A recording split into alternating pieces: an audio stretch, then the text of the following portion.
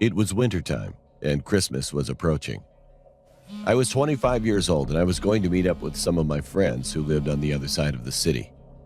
It was a 4-hour drive from my place, so I decided to take my own car instead of a local cab. It was my first time going alone on such a long drive, and I felt nervous, but excited. At midday, I packed my bags, threw them in the trunk, and went off to meet my friends. It was a cold day, but the roads were clear. I didn't see much traffic as it was the holidays, and people would rather spend time with their families and friends indoors and stay off the roads. Now, I'm not the type of person to go straight to my friend's house. I like to take my time. I'm a social media freak, and I enjoy posting pictures pretty much all the time. So I found the journey an excellent excuse to post some extra pictures. The road I was taking had beautiful scenery, and the place where my friends lived was even more magical. I stopped a lot during my ride to take pictures. I was having a great time by myself. Well, that was until the weather suddenly changed. It was around 6 p.m., and I was still driving. I still had a long way ahead of me. And that's when it started to snow. Not just a dusting of snow, it was thick and heavy. After 15 minutes or so, the roads were already covered with a few feet of snow. I felt anxious since it was getting dark and I wasn't even halfway through the drive. My car slowed down, and I had to force it to run on the empty roads. The heavy snow didn't stop. I decided that I would stop at the closest gas station I could find, but unfortunately, I couldn't find one for a while. An hour later, I finally saw some lights shining from the distance. It was a gas station. I pressed the accelerator, rushed to the station, parked my car, and went inside quickly. Just as I entered, a strong snowstorm started. The gas station had a little shop tucked away with some chairs to sit on. The guy at the counter was an ordinary fellow. He didn't really talk much.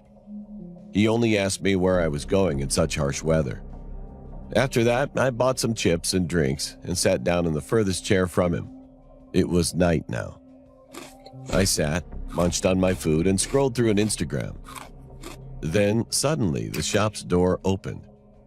I looked up, and a very weird-looking man entered. He had long, greasy hair, was wearing a long coat, and had a very grim expression. I saw him buy some cigarettes, and he sat down a few chairs away from me.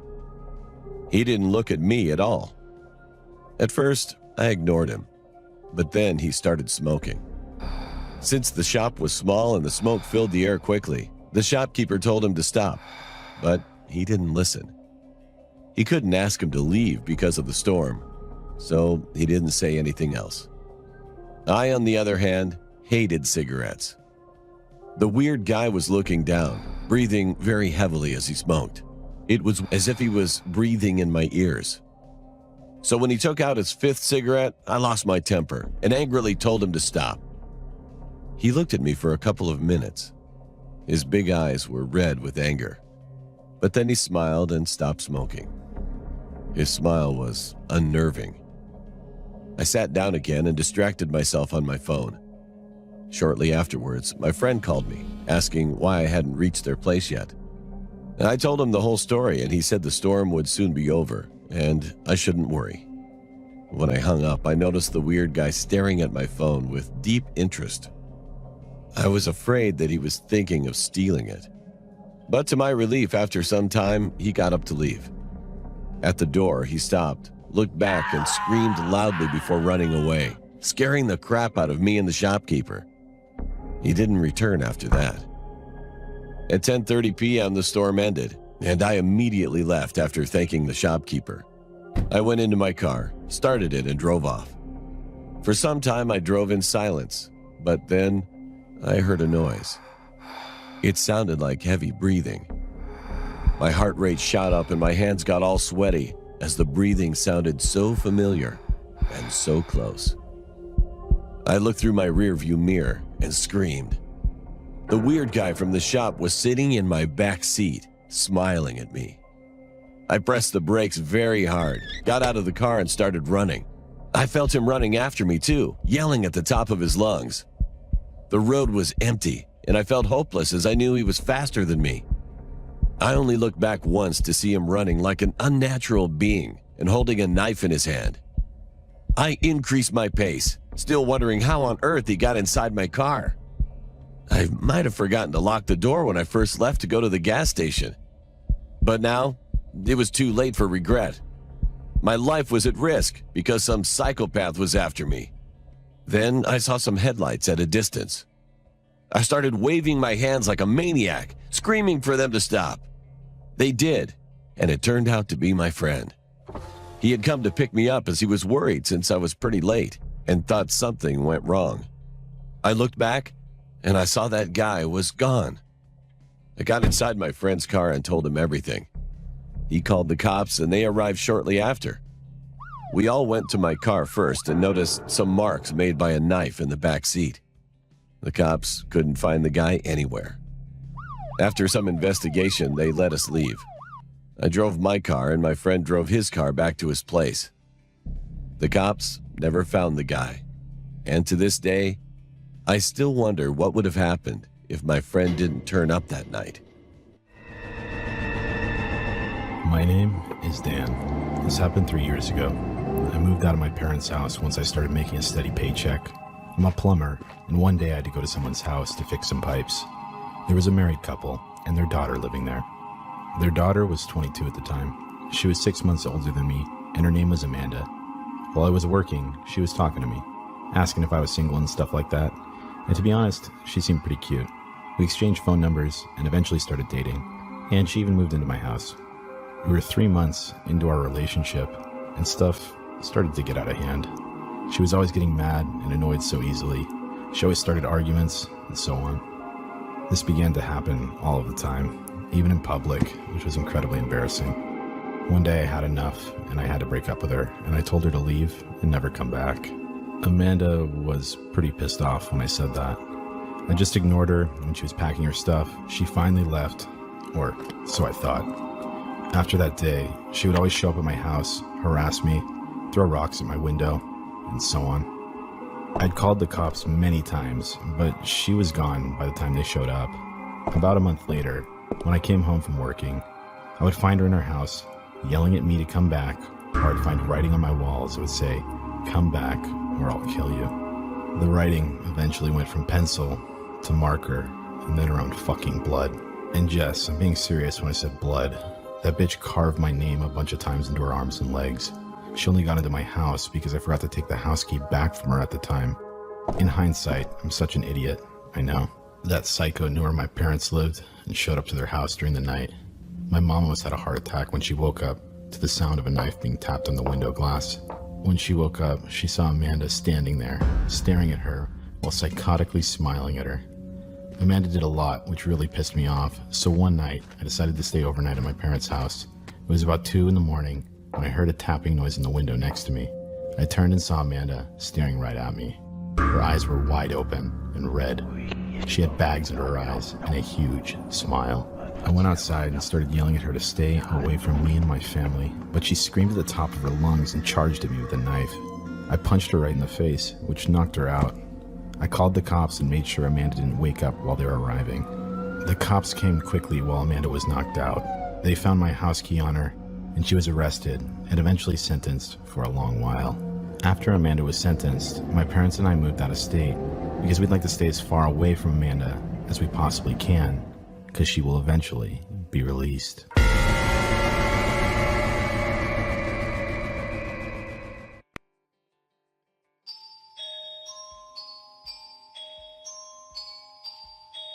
This happened to me at the beginning of this year, just after I lost my husband to meningitis. I had moved in with my father and taken a job at a local hotel. It was a nice, cushy job that wasn't very stressful, and it was also nice to me in my grief-stricken state. The job was the night shift front desk manager position. So I was watching scary movies or listening to creepy podcasts that seemed to help keep me awake. My husband had never liked scary things like I did, so it was nice getting back to something that was mine. Being the night worker, I was always by myself during my shift. The hotel was new, so it wasn't creepy to be by myself, especially since there was always someone around as far as guests went, and on top of that, my boss was always a phone call away. I knew I'd have backup if needed. Anyway, it was a night like any other. I was in the back office behind the desk, watching the cameras and listening to a podcast while twirling a pen around, waiting for hours to tick away. The hotel was pretty empty, so I felt more alone than usual. I looked down at my phone as my podcast ended and went to pick another one when I noticed movement outside the building on the cameras. A guest was walking in. I hadn't seen a car pull in from the driveway camera, but I chalked it up to me just not paying attention and went to the desk. The man walked in and I quickly noticed his clothes were dirty, tattered, and that he had this odd smell to him. Metallic smelling. I shook off the weird feeling and looked up at his face before greeting him. And I noticed that his eyes weren't on me, but the wall behind, just above me. I followed his gaze, wondering what he could be looking at, but there wasn't anything there. I was confused, but thought maybe he was lost in thought. I greeted him again, but his gaze still remained on the wall. I was starting to get freaked out, but kept my cool and cleared my throat. "Sir, is there something I can help you with?" I asked more firmly. Quickly, his eyes flicked down, and those eyes were wide and crazy looking. It startled me enough that I took a small step back. His previously blank expression grew into that of a crazed, wide smile.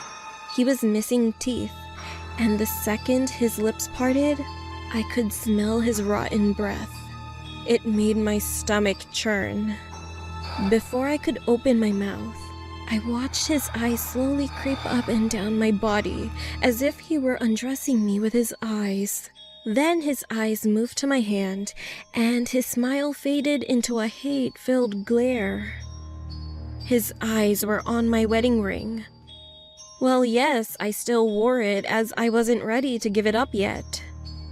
"What the heck is that?" he asked, his voice thick and gruff and full of anger. "My wedding ring, sir. I'm married," I said, thinking maybe he was drunk. His glare got worse as his eyes met mine again. "Married? You lying bitch! You never told me you were married! You lied to me!" "Sir, I don't know what you're talking about, and I'm afraid that I'm going to have to ask you to leave." I was so scared at that moment, but tried desperately not to cry. He was still shouting at me. "So, you're kicking me out of my own home? You're a little hussy. I'm taking what's owed to me. Get over here!" He reached across the counter to try and grab me, and I let out a scream, stumbled back, tripping over my long skirt. I crawled quickly for the office door as he rushed to the counter.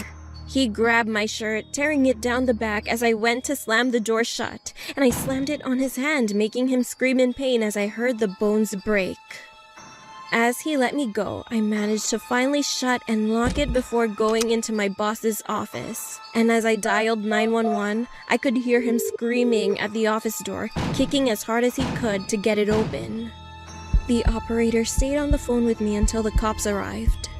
It took 3 grown officers and a taser gun to take him down and get him in the car.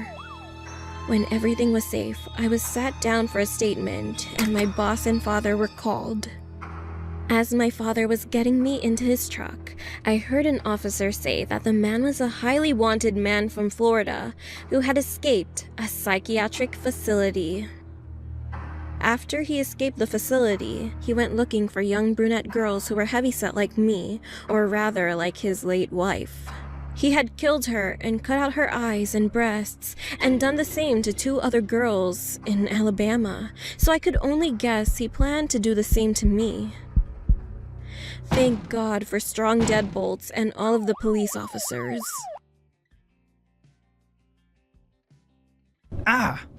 What a pleasant way to begin my 3 a.m. shift at Mercy Hospital. The first thing I did as I sat down was cut my finger. It was a paper cut. And despite working at one of the largest hospitals in the state, I couldn't find a single band-aid laying around. I sucked on my index finger like a vampire while I scrambled my desk for that band-aid. I found one. Purple. I'm a hospital receptionist, and all that means is I greet visitors, make appointments, and look nice. Well, as nice as a 30-year-old man who hasn't slept in hours can look. That night, as we call it, it was just me and a few nurses on the floor. Other than that, it was ghost quiet, except for the heavy rain. I sat back on the cheap recliner chair all receptionists get the honour of using. While adjusting my band-aid, I listened to the television mounted on the corner of the ceiling as it broadcasted a seemingly important message. Authorities say the woman was last seen on Cedar Avenue. I looked up to see if the television was showing any images of this strange woman. None. It was yet another crazy person with no name and no face who we were supposed to look out for. Not creepy at all. Authorities also say the woman was reportedly walking around and asking people very, very bizarre questions. I focused back on my desk and continued working, but I still listened as the news anchor went on and on. She continued. The following statement was issued by an unidentified government official. Listen carefully, folks. Whatever she asks you, answer no. Do not, under any circumstances, answer yes. Officials won't comment further as to why, citing security clearance. Please are asking that you immediately call 911 if you deem anyone suspicious. I thought that part of the coverage was quite odd, but I wasn't sure anything could scare me anymore. Working here at the hospital, I thought I had seen it all. At the flash of the ruby red ambulance lights, I've seen people come in with severed arms, legs, fingers, people who somehow managed to scoop out their eyes, failed suicide attempts, and much, much more. You get used to it. My head was practically sunk into my desk as I filled out paperwork. That's when I heard something very subtle, initially. I heard it coming from the front doors, the entrance. The automatic doors opened and closed, slamming against each other, and sounding an obnoxiously loud thud each time. The very dim lighting I had surrounding my desk flickered incessantly. Hello? I called out, seated behind the safety of my desk. Only the whistling wind responded. Hello? I called out again. I felt obligated to check if someone was there, especially since it might have been someone who was injured and needed our attention. I reluctantly picked myself up from my chair and walked over to inspect. I nearly slipped and cracked my head open as the entrance floor was almost flooded from the rain. I noticed footsteps, wet shoe marks that seemed to come inside the hospital and then back out. I stood near the doors, poking my head outside, and looked.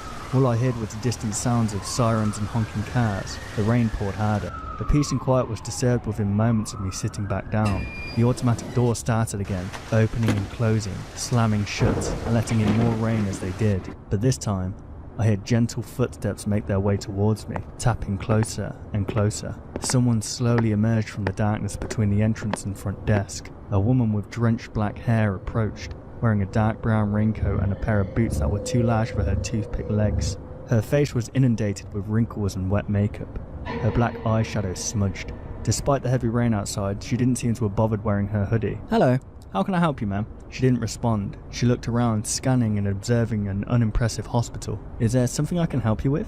Still nothing. We engaged in a brief stare down, which she won. I looked down and pretended to gather important paperwork. Are you here to visit someone? Then finally, she responded, without talking. She simply nodded and then took a few steps forward, her hands hanging down her side. Her posture was unnatural, almost uncomfortable. Okay, for now I need you to sign here, then we'll have to wait a few hours for visiting time to begin, I said, pushing forward a sheet of paper and a pen. She raised her arm to sign and then abruptly stopped. She seemed startled by something on the desk. She looked at me, tilted her head and, with a smile that was as wide as her eyes, said, "Would you please move that for me?" I was confused at first, and then she pointed at it with her index finger, as drops of rainwater tapped against my desk while her arm hovered over it. I took the little crucifix we had at the front desk and put it in a drawer. The woman proceeded as if she was going to finally sign the paper and then stop before writing anything. She dropped the pen on the ground and stood there again, staring at me. She asked me a question. "Do you reject the Trinity?" "I'm sorry," I replied. For a few more uncomfortable moments, the woman stood there, like an ancient statue. I had no idea what she meant by the question. "Ma'am, who exactly are you here to see? Family? Friend? What's your relationship with the patient?" Before I could finish talking midway through my question, the woman turned around and walked out the door, still smiling and her eyes as wide as I'd ever seen on a person. I went back to work and tried to move on, but her creepy mannerisms were trapped in my mind throughout the night. At around 4 AM I spotted one of the children in our hospital walking down the hall. "Nina, is that you?" I called out. All the kids in the hospital knew me. I was proudly considered one of the cooler employees. I let them break the rules. I brought them snacks upstairs and even told them scary stories, despite their predictable regret later on. The nurses would get angry with me every time I held one of my scary story nights. They always had a bunch of bed sheets to change the next morning. I only did these things for the kids when I wasn't busy, when it was a quiet night, and this was one of those uneventful nights, which of course was a good thing. Anyway, it was very odd to see Nina awake at that time, walking down those shadowy halls. She was absolutely terrified of the dark, and yet there she was. "Nina, is that you?" I squinted my eyes as I walked towards her. Sorry, Matt. She began. I don't want to be there anymore. She had dragged her blue blanket along with her, which was her way of gesturing to us that she wanted to move to another room. "The other kids bothering you again?" I asked. I took hold of her hand and began walking her back to the elevator. Matt, please, don't make me go back up there. I don't like the new nurse. I stopped walking. "What?" I said, kneeling to Nina's level. She keeps asking us the same question over and over. I said no so many times. I keep telling her no, but everyone else kept laughing with her and saying yes to her. Please, I don't want to go back up. Nina's words immediately played flashbacks inside my tired, overworked mind. Something about a strange woman going around and asking even stranger questions. I didn't pay enough attention to that broadcast to notice the woman, but even if I had, I thought she had left the hospital. I ditched the elevator and ran up a flight of daunting stairs, stomping against each step with all the force I could muster. I probably woke up all those sleeping employees. I was so loud. I opened the door to the children's room and couldn't believe my eyes. I checked each room, each one on each floor. I woke up my co-worker nurse and asked about the children. She couldn't find them either. We looked everywhere and put the hospital on lockdown. We set off all possible alarms and other emergency procedures. We didn't find them. All that was left behind were their clothes.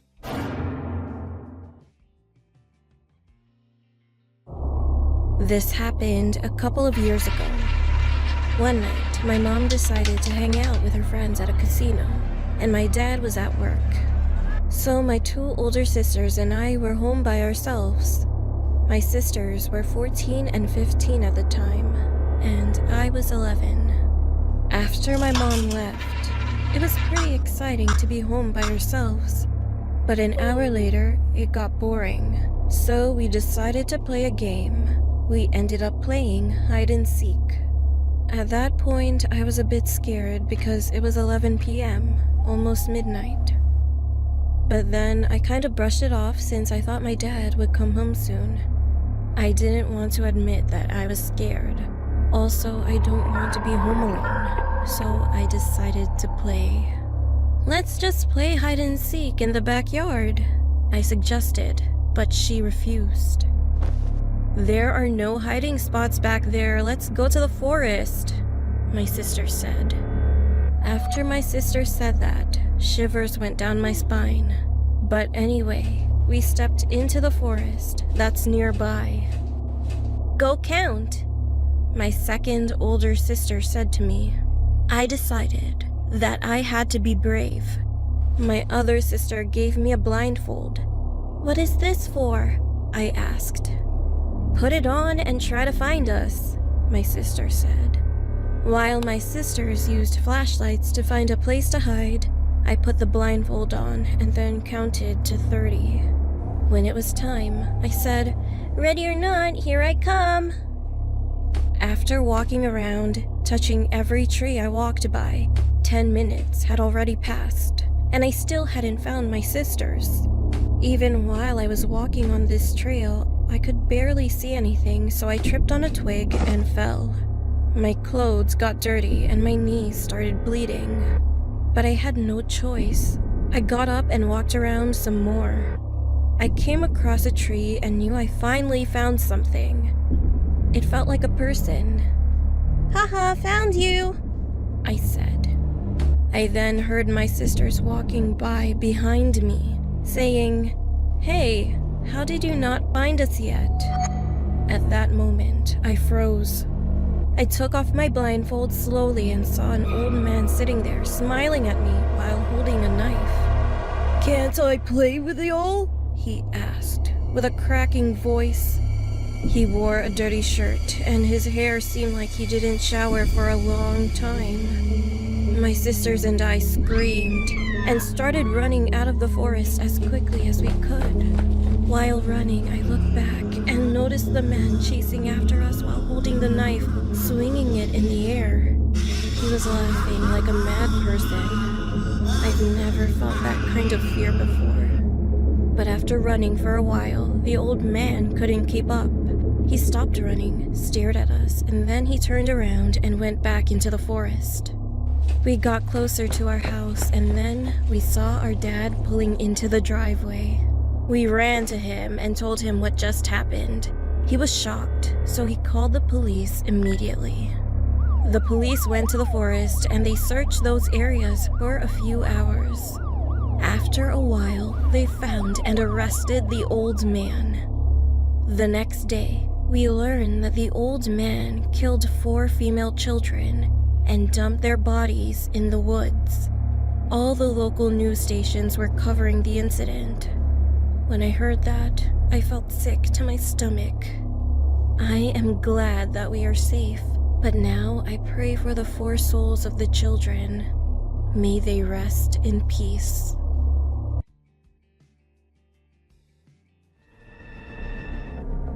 I have a sister who got married when she was 18. She had a daughter named Susie. Her husband was unemployed. She had to work 2 jobs to support herself, her daughter, and her husband. Every day, she left the house at 8 a.m., and she only returned around 8 p.m. every night. Around this time, Susie had an imaginary friend.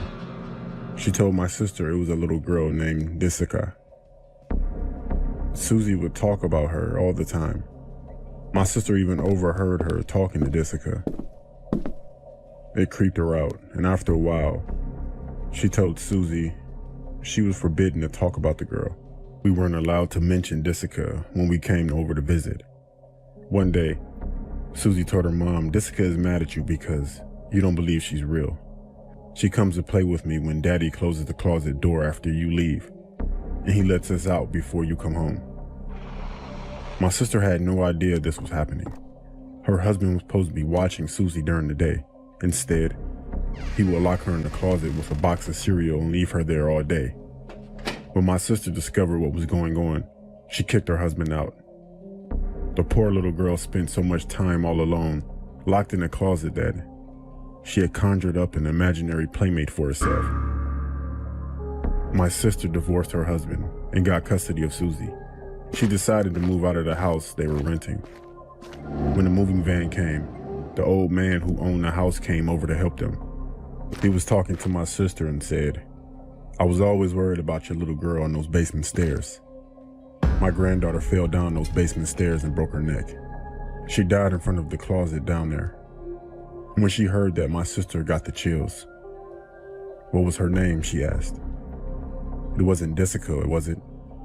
The old man looked at her and said her name was Jessica. She was only 4 years old. She couldn't say it properly. "And how did you know that's how she said her name, Jessica? How did you know?" My sister was in denial. She told him she didn't know what he was talking about. She refused to talk about it, grabbed the last of her things, and left the house for good. Even today, we're still not allowed to talk about Susie and her imaginary friend, Jessica. My sister remarried a few years later, and Susie got a great new stepdad. But Susie, when we speak alone, she always brings up that little girl and what she looked like. And it still creeps me out to this day, because I don't really believe in that type of stuff with ghosts and paranormal, but there's no way that Susie could have known about that little girl.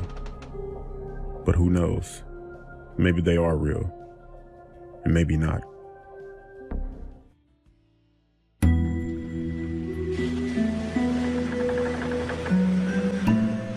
Every night, I hear my mother through the walls, but she never talks during the day, only at night. Like clockwork, she begins at midnight and abruptly stops at 6 a.m. I've heard everything from harsh whispers, playful talking, cackling, and even screaming. Some of the things I hear her say frighten me. It's about dark and dreadful things. Whenever I enter her room to check on her, the silence is there. She just rocks in her chair. This is enough. I can't take it anymore. My mom has been suffering from seizures for the past few years, and they're getting worse. The doctor told me that she needed full-time care, so I volunteered.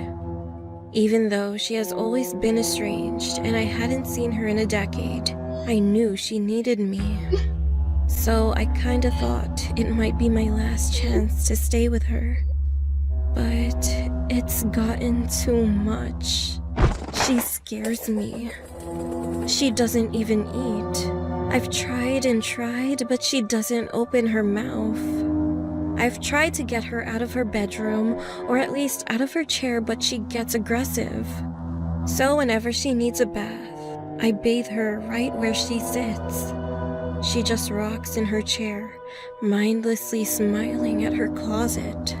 She does this all day. I have no idea what I have to do next. I'm about to go insane. I can handle caring for her during the day, but at night I can't anymore. So I finally went to the doctor for some help. I told him that she's been keeping me up at night with her whispering and talking. And I also told him that it's getting too much and she's starting to scare me. But his facial expression while looking towards me was weird. He stared at me like he didn't understand what I was talking about. And what the doctor said next scared me even more. Well, I think you had a bad dream.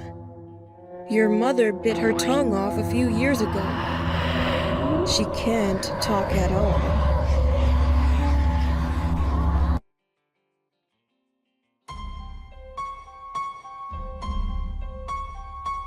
It happened when I was around 11 years old. One day, I was at my friend Kenzie's house. My other friend Emma joined us too. It was a lazy weekend, so we decided to kill some time by baking cookies and doing other things. We all gathered in Kenzie's room and did our geometry homework, which was the main reason we were all there.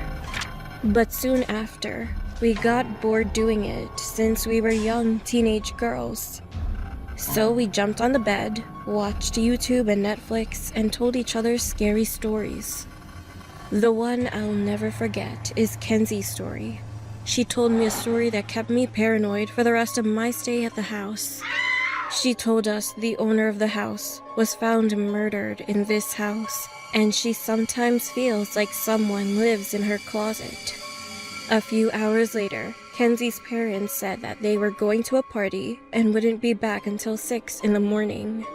Kenzie didn't want to spend the night with her grandma and little sister, so she suggested that we should have a sleepover.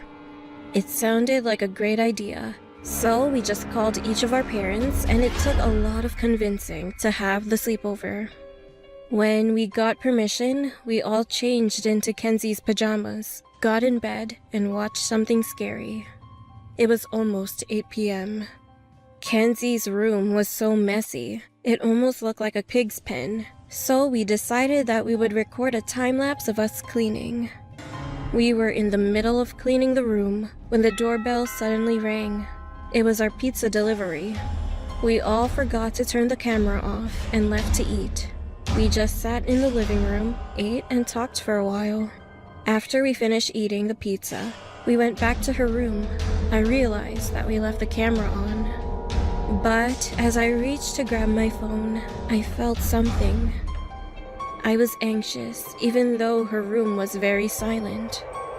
So I told my friends to come closer. We all stood there and watched the video. As soon as we left, the window opened slowly. There was a man who came inside, and then he ran into the bathroom. We all froze, knowing that someone was in the bathroom, which was connected to this room, but tried not to make any noise. Then Kenzie told us that we should all leave this room, so we did just that. We went to her grandma's room with her little sister. We immediately locked the door, called the police, and Kenzie's parents. Thankfully, the police arrived in less than 5 minutes. When they arrived at the house, they went to Kenzie's room and found the man. Near the sink was a gun and a pocket knife, and they arrested him. It turned out that he was put in jail last week for raping young girls and then murdering them. But he escaped prison and tried to find another victim. I couldn't help but imagine what would have happened if I didn't look at the footage on my camera. To this day, I hate going to sleepovers. Now I'm 16, and I heard that the man escaped again after killing the security guards. I hope he's not looking for me or my friends.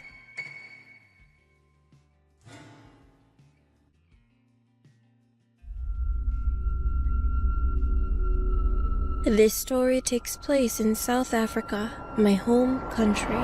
It happened last year during July, right after I turned 18. I had a 3-week holiday before I had to go back to school, and my sister decided to take me and a few friends to KwaZulu-Natal for a trip to a mountain range. It was me, my sister called Kate, and my 3 friends, Ashley, May, and Hannah. The last place we visited before we went to the cold mountain range was called Isandlwana, where the Shaka Zulu army fought Britain with many fatalities. We got to the place at around midnight since there was no security, so we decided to explore the grounds and look at the thousands of graves placed around the land. It wasn't until after I asked to give it a rest and find a place to stay for the night that my sister pulled a box out of her bag. It was the infamous Ouija board. We used to believe in the paranormal side of the world, so all 5 of us decided to play. I mean, it was such a perfect place to do it. So we sat down by one of the bigger graves and started playing. But the board wasn't really doing anything until my sister lost her temper and took her fingers off. The key started moving around in short circles before going over the letters and spelling out RUNTHEAREHERE.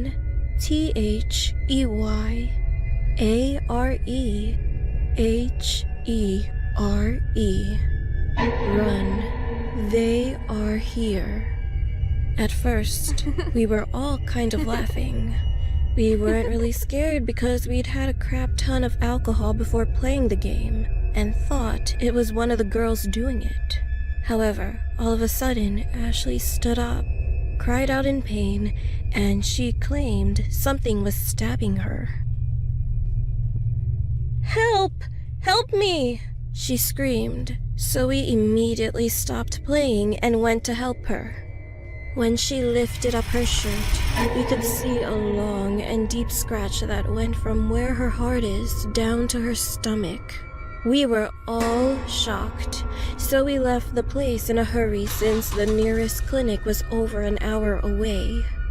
When we arrived, our situation only got worse, considering we were a group of white girls who only knew how to speak English and a bit of Dutch, while everyone inside of the clinic was a Zulu native and didn't know any English.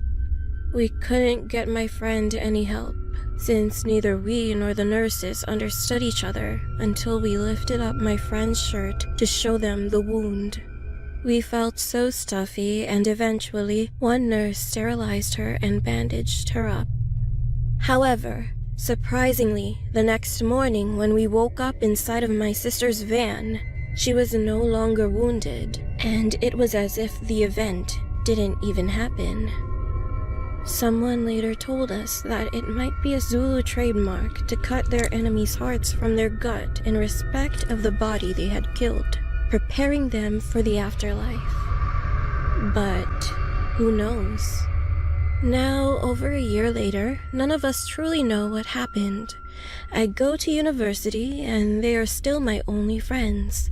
The memory becomes more and more distant over time, and I sometimes believe that we all just hallucinated. But the one thing for sure is that I will never, ever touch the Ouija board again.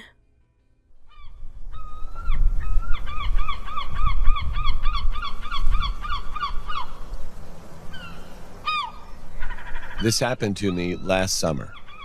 My best friend and I went to Ibiza for a week. Once we checked into our hotel on the first day, we threw our bags in our room and drove our rented car to the nearest supermarket. On our way there, we talked about the hotel, which was located in the very old suburban part of the city. It was really dirty. It just had an overall weird vibe to it. My friend was really bummed out about it, but we agreed that it wasn't going to ruin our excitement for this trip. Later that night, around 3 a.m., after coming back from a club to the area where we stayed, we couldn't find our hotel.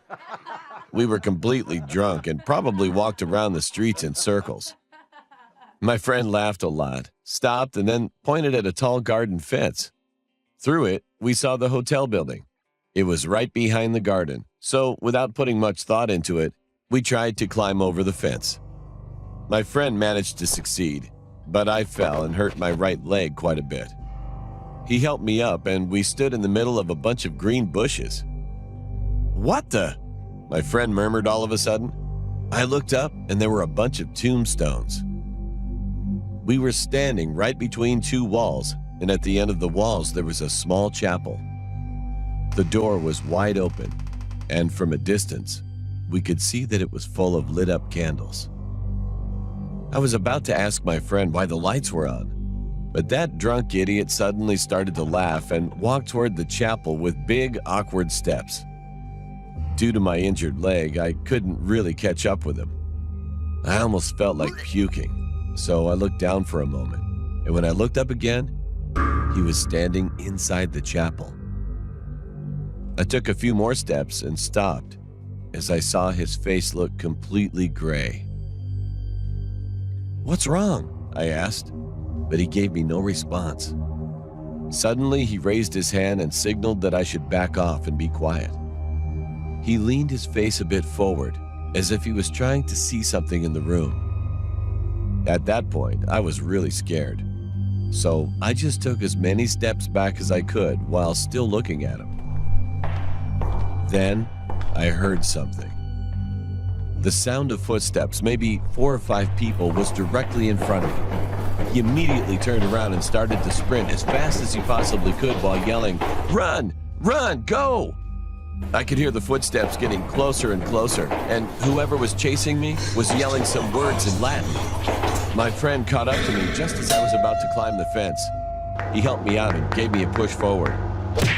The footsteps were still right behind us. However, when we hit the ground on the other side of the fence and looked back between the bars into the green bushes, there was no one to be seen, no one to be heard. As frightened as we were, we glanced in every direction, looking for them, but there was nothing. We then got back on our feet and eventually went back to the hotel. Our legs were shivering. My friend entered the lobby first, and as I was just about to enter too, I looked back at the street we just came from and saw 5 figures standing in the darkness. They wore long black clothes and all stared directly at me. I got scared, so I immediately got in and went up to my room. Our hotel room was located on the 5th floor, so I looked down the window into the streets, but I couldn't see any of the figures. I remained extremely paranoid during the rest of our stay, but we never encountered anything similar. Even to this day, we haven't talked about the incident.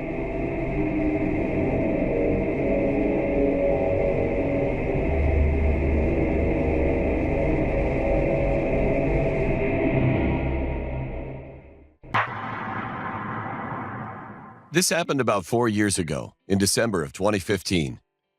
Me and 5 of my friends have our own business editing photos and videos for social media content creators.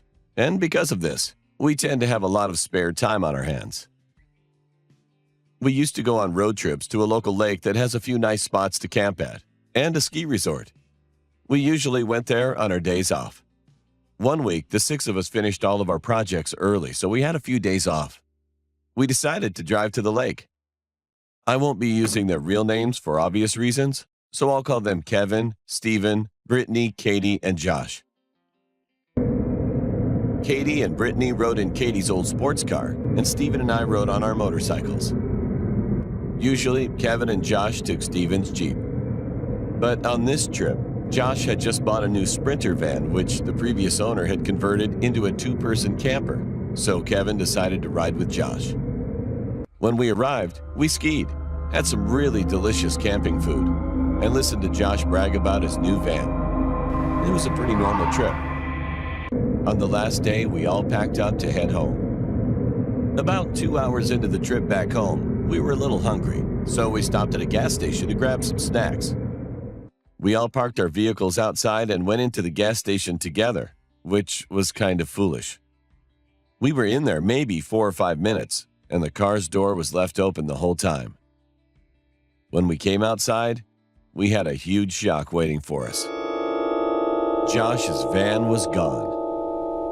There was a huge dent on the side of Katie's car and another dent on the side of an old truck in the parking lot, which I assumed belonged to an employee.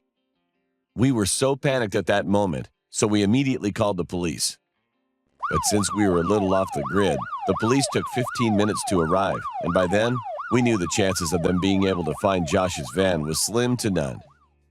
The scariest thing about it was that Kevin brought his work laptop on the trip, and I knew that Kevin didn't have a password set up on it. We waited for another 2 or so hours while the police searched the area, but they couldn't find anything. They told us to go home, and they would contact us if they found the stolen van. Kevin and Josh rode with the girls in Katie's car, while Steven and I rode our motorcycles, following them very closely. We didn't stop once during the remaining 3-hour trip home. Fast forward 2 or 3 weeks later, we received a frantic call from Josh. He said that the police contacted him and that the van had been found.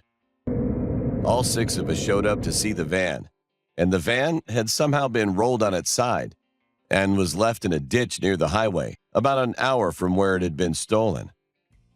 Once they got it out of the ditch and flipped it upright, the police let us look inside to see if we could salvage any personal items. Sure enough, Kevin's laptop was gone, along with a set of kitchen knives that Josh had used for making kebabs. The most disturbing thing, though, was that once we got the busted driver's side door open, we saw that both seats were stained a deep dark red in multiple places, and the dashboard had slash marks all over it. At that point, we were really afraid of the van. Josh let the police take the van for further inspection, but we never heard what happened to it, or who the blood belonged to.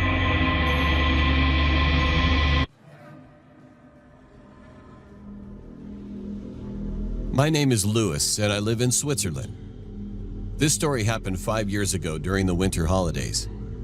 It was an icy cold day and the snow was falling continuously, so we had to warm the house all day long with the firewood, putting it into the fireplace. My dad told us all the time that we should take care of the firewood. However, for the next days, we didn't do anything but just played Nintendo. Eventually, we noticed late around 9 p.m. that we had run out of wood. Dad got angry, so as a punishment, he sent me and my older sister to the local lumberjack who was famous in the area. His shop was located 1.5 kilometers away from our house. He was a really tall guy with a long beard and wore a black and white lumberjack shirt as a classic lumberjack. Anyway, at first he seemed very talkative. We ordered 2 bags full of wood, which were about 50 kilograms. He said, "Okay, hold on. It'll take about 15 minutes to cut and wrap everything." All of a sudden, my sister had to go to the restroom. He said that he would let her know where the toilet is, so she followed him. I was waiting for about 15 minutes, and then I noticed the place was silent. I saw neither my sister nor the man. I called my sister's name, but there was no answer. Then I got a message from my dad that if we bought the wood, then we should come home immediately. According to the local news, the police are looking for a serial killer in the village 50 kilometers from here. Dad also attached a picture, and unfortunately, he looked very similar to the lumberjack. My heart dropped. I wanted to scream, but then he came with the bag of wood suddenly. He was smiling, but I could feel that something was weird. He looked joyful. "Please ask me where's your sister," he said and winked at me. "She's certainly not far away from you." Then I noticed the red stains on his shirt. I nervously opened a wood sack, and the pink hair clip of my sister came out. I was full of anger. I grabbed a wooden bag with all my strength and hit the man. He screamed and fell on the floor, and I pulled out my pocket knife and stabbed him. 2 or 3, many times. Suddenly, I heard a loud scream out of nowhere. "Stop, Louis!" It was my sister. "That was a prank!" She was crying. I couldn't think straight. My head was all messed up. What have I done? I killed the wrong guy. I dropped the knife and stared at his cold body. But then I recognized that I had no time. I knew that we had to get rid of this body quickly while we were still alone in the shop without employees or customers. So I quickly looked around and found a hidden room, which was locked. We kicked the door and pushed him inside. And we were about to turn on the light in the room to find a cover, but then what I found was a huge shock. The room was full of people who had been cut in several pieces, and the floor was covered with blood. The lumberjack was the real serial killer. We were so terrified that we quickly covered him with some fabric and then ran out of the shop. We ran home as fast as we could. My dad asked us what happened, but we couldn't tell our parents anything. Since that day, we always made sure that we keep enough wood before the heavy snow. And I'm still wondering if the police found all the bodies at that shop.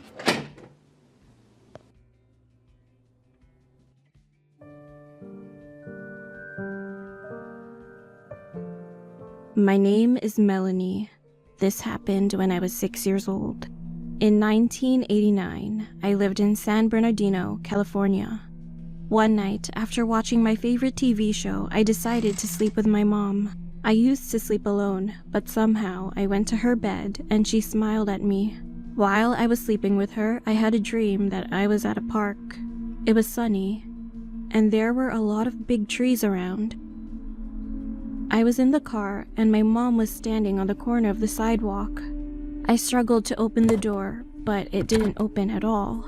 As I was pounding on the back of the car window, crying for her to help me, she just stood there, smiling and waving to me. Then I woke up, crying hysterically. Mom also woke up and rubbed my back, asking what was wrong, but I couldn't bring myself to repeat the horrible dream. Nothing. I told her and fell back asleep without any more bad dreams that night. After a year, we moved to Las Vegas, and I was getting ready to turn 7 in a couple of weeks.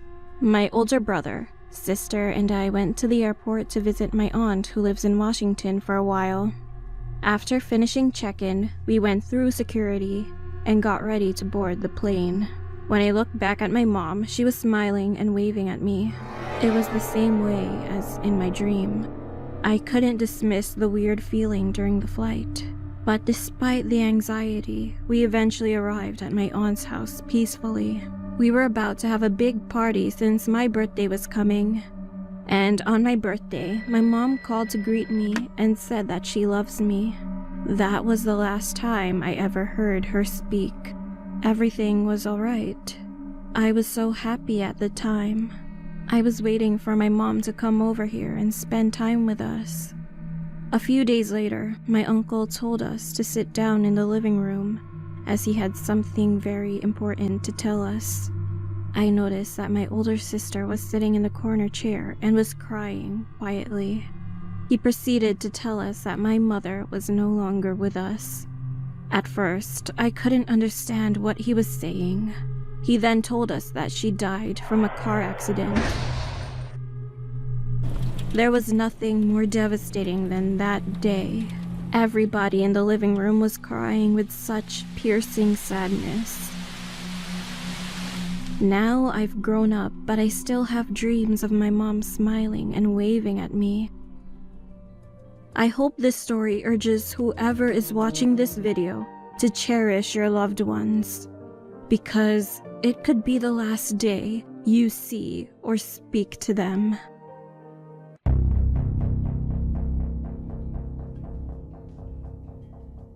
My name is Gabby, and this story is my true experience. When I was 11 years old, my family and I moved to a big house in a tiny town. Our new house was located at the highest point, which was at the end of the town.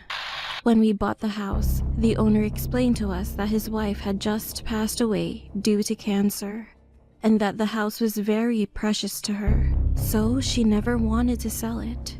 Still, the owner said the house was too big and lonely for him, since all their kids were grown up and already moved to other cities. However, during the final part of the deal, he suddenly changed his mind and didn't want to sell the house. But it was too late. The owner stormed out of the office saying that it was his house and that we were going to regret it. Anyway, this was during the time my dad was sent overseas because he was in the military. So my mom, my older brother, and I had to live by ourselves for 6 months. During that time, we had really weird experiences. Sometimes we would wake up to the sound of a goat in our backyard. It would last the whole night. The next morning, we talked to the neighbors and asked if one of them had goats, but none of them did. So at first, we just decided to ignore the issue and leave it alone. Now, just for your information, our house design was kind of odd. Downstairs, we had my room, my brother's room, my soon-to-be-born sister's room, and a weird wide walkway that led to the backyard. And upstairs, we had a kitchen, living room, and my parents' room. The downstairs was underground, and the upstairs was technically the first floor. Anyway, one night, I decided to sleep with my mom, so I went upstairs with my brother. Later that night, we heard a sharp scream coming from downstairs. It sounded like it was my dad's voice screaming for help. He was calling all of our names. My mom rushed out of the room and was ready to run downstairs. All of a sudden, she stopped at the top of the staircase and looked at us with a weird expression on her face. "But your dad is still in Colombia. How could he..." And the next thing I saw was my mom abruptly falling down the stairs. That moment was so horrible. It was like someone pushed her backwards before she was able to resist. My brother called the police and I ran down the stairs to check my mom and see if she was okay. We struggled to bring her up the stairs, but we managed to make it to her room. When the police and ambulance arrived, they took my mom to a hospital and left 2 officers with us that night. I was crying the entire night, and we were so afraid. Due to falling down the stairs, Mom was injured, and unfortunately, we lost our new family member. The most chilling part was that they found large handprints on my mom's back, as if she was pushed by someone. This led to an investigation, but they had to leave the case open because no one was found in our house, other than the 3 of us. We all suffered and went through a hard time that year, especially my mom. She slid into depression. When she recovered, we moved the following year. However, more things happened throughout the year, but not as bad as the previous one. Just footsteps, broken plates, or similar stuff to that. We put that house on the market when we left, but no one has contacted us.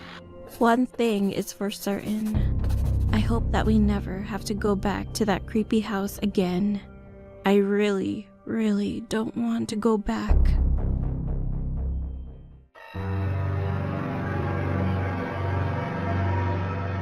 I was 12 years old when this happened. My grandmother just got home from the hospital because she had a stroke. She couldn't go up to the 2nd floor of our house, in which her room was located. So my uncle, my little brother, and I decided that we were going to sleep in her room for a while. Before this day happened, my aunt bought a new air conditioner, so the old one would be removed. And of course, there was a hole in the wall for the air conditioner. I covered the hole with some kind of small box before working on the wall, so the air wouldn't come in. Anyway, back to the situation. My uncle and I were playing a mobile game at 3 a.m. when this happened. We played for about an hour or so until my little brother had fallen asleep. While I was paying attention, I suddenly heard a small scratching sound coming from the hole on the wall where I covered it with a box. Its sound was like someone trying to remove it with something. However, I just ignored it at first, because I thought it might be a cat trying to remove the cover. After 5 minutes, my uncle heard the sound and he whispered in my ear saying, "Did you hear that sound?" I said, "Yeah, I heard it too, but maybe it's just a cat. Forget about it." After that, we had forgotten about the sound and we just played again, until that moment. All of a sudden, my uncle quickly put down his cell phone and started to search with the flashlight. "What's wrong?" I asked him, but he pointed his finger on his mouth and pointed it to the window. It was quiet outside. "That's weird. I heard someone's footsteps." He talked to me sitting back next to me. I tried to say that it's nothing, but this time I heard those footsteps. Someone was outside walking around with a creaking sound. So we eventually decided to look for it, opening the box cover. But before we could get closer, my little brother began to scream. We were shocked by that, but then we just laughed, thinking our reaction was silly. I talked to my little brother and asked him what happened. He said that he had a nightmare. We laughed again, much bigger this time. Bump! We abruptly froze when we heard loud footsteps from a roof away from us. My heart dropped. "What was it?" my uncle said with an anxious voice. We then stayed away from the wall and started panicking. I started to think that it might be a thief who was trying to enter our house. What if he would try to kill us? How are we going to stop him? What should I do? However, despite all my worries, nothing happened after that. There were no footsteps anymore, but my uncle and I had to stay up until the next morning, shivering together. A few days later, my grandpa covered the wall with cement, and that day we were watching the local news and we heard that one of our neighbors, who lived right next to us, had been murdered. They also reported that the suspect has not been found, so the cops were struggling to arrest him. We just couldn't believe the news. We just watched the news with our mouth open. That moment became the worst nightmare of my whole life. What if I dared to try to remove that small box to see outside on that day?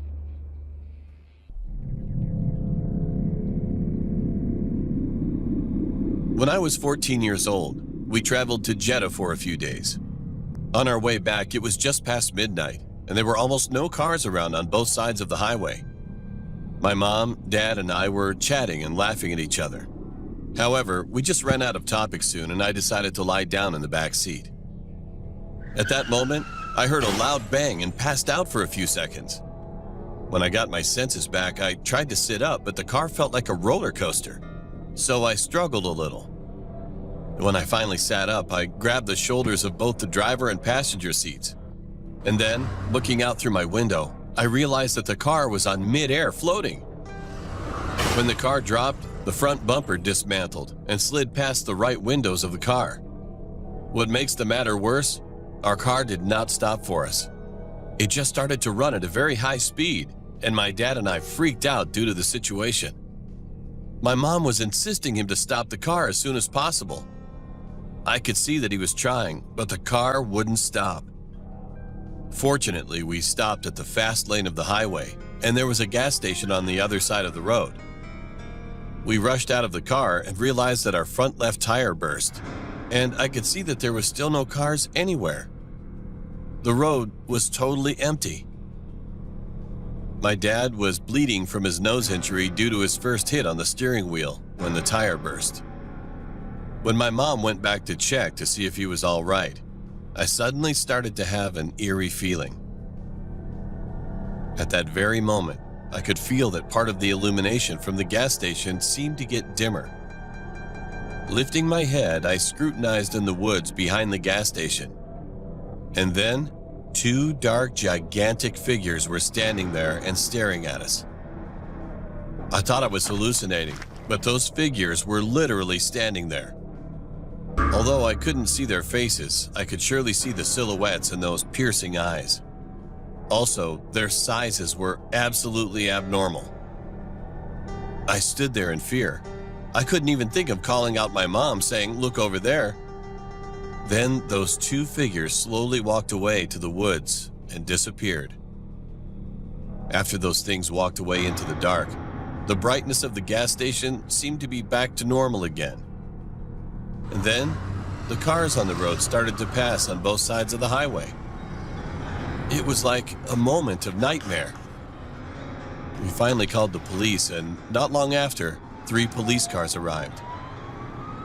At first, the cops didn't seem to believe us when we reported our situation. But anyway, we were taken to the hospital and given treatment. The next day, a detective came to speak with us, saying that this part of the highway was known as a haunted road, and a lot of bizarre accidents have occurred, literally. The local government tried to investigate what was the reason, but it has never been solved until now. Since that day, my family never went on that highway. And a few years later, that highway was shut down due to the rising number of fatalities.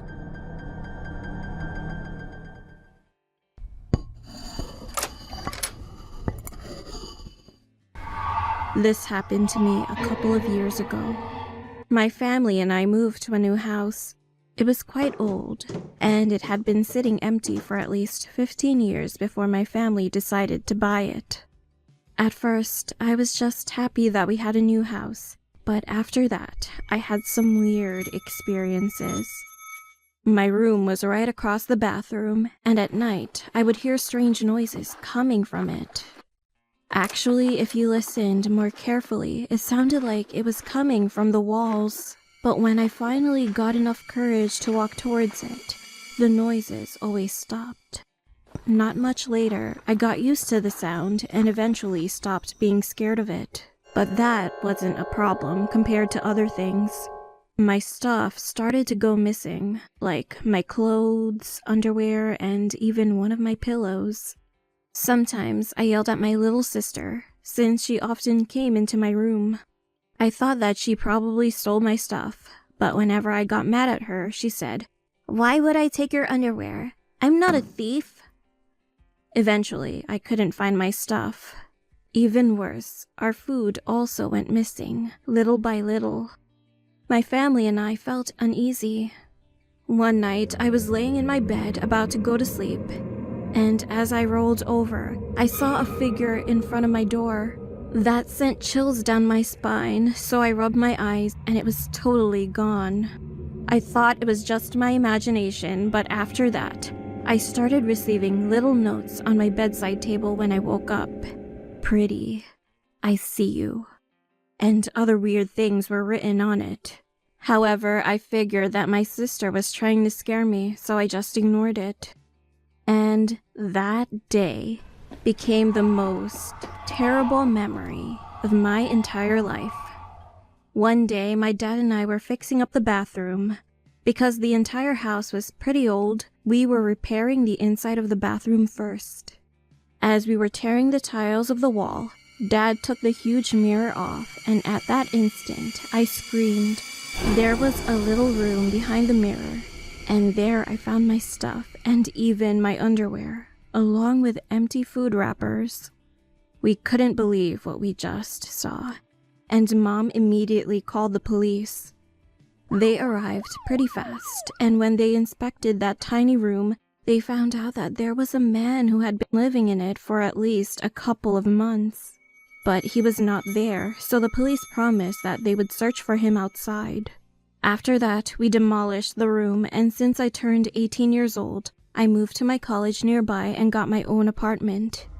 Sometimes I go back to my hometown to visit my parents, but never spend the night. I know that the man was still never caught, and I'm always paranoid, wondering if he's still hiding somewhere in our house.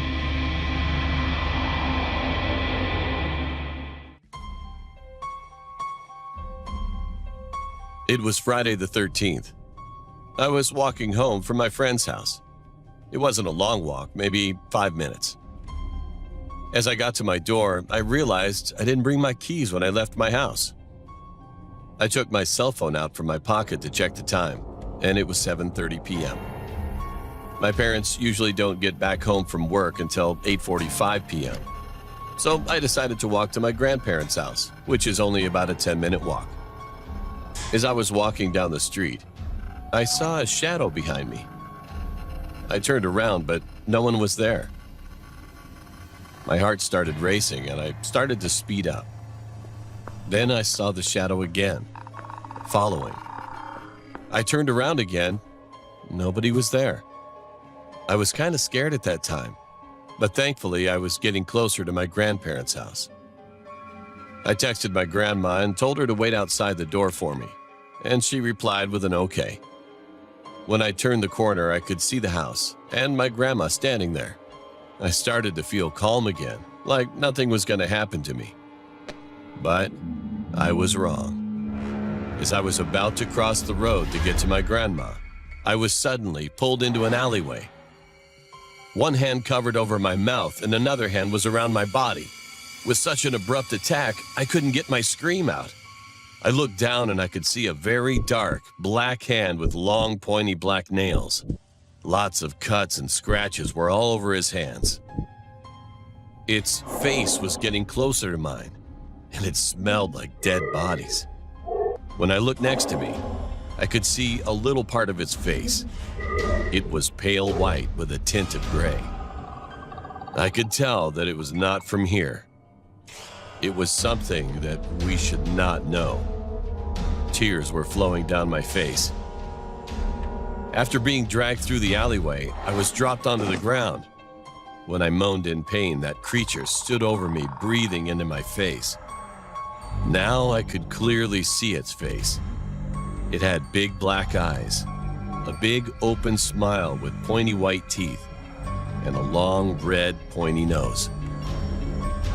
I closed my eyes, hoping it was just a dream. However, I felt their hand and nails were starting to dig into my neck, slowly and painfully. I struggled to breathe, but it was impossible. My vision was slowly blurring. And at that moment, someone put their hands on my shoulders. Another put their head on my right shoulder and started to whisper in my ear with a strange voice. So, this is how you end up when you forget your key on Friday the 13th. Then the creature started laughing, and then everything went pitch black and silent. When I opened my eyes again, I heard a bunch of people shouting, "He's back! He's back!" I was lying in a hospital room, and all my family was standing next to me. I looked to the left of me, and there was a woman doing something next to a monitor. I asked her, "Excuse me, why am I here? What happened?" And she responded, "You were found in an alleyway near your grandma's house with scratches and cuts on your neck. As soon as your grandma saw you being pulled into the alley, she immediately ran after you. She found you laying there as pale as paper with your phone in your hand and blood running from your neck onto the ground. So she called 911, and now you're here." Looking her straight in the eye, I was immobilized with terror. I couldn't believe what she was saying because I couldn't remember what happened to me. And then when I looked to the right of me on the bedside table, there it was. I could see my house key.